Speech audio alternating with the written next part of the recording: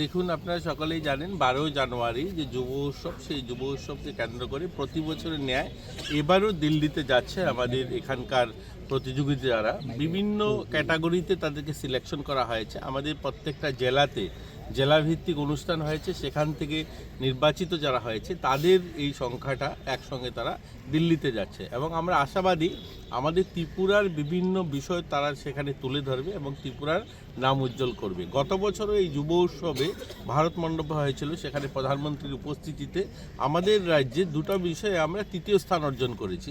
এবারও আমরা আশা নিয়ে যাচ্ছে যে সমস্ত প্রতিযোগিতায় যারা যাচ্ছে, প্রতিযোগিতায় যারা অংশগ্রহণ করবে তাদের মধ্যে আমরা আশা করছি প্রথম বা দ্বিতীয় আমরা স্থান অর্জন করব বিভিন্ন বিষয়ে।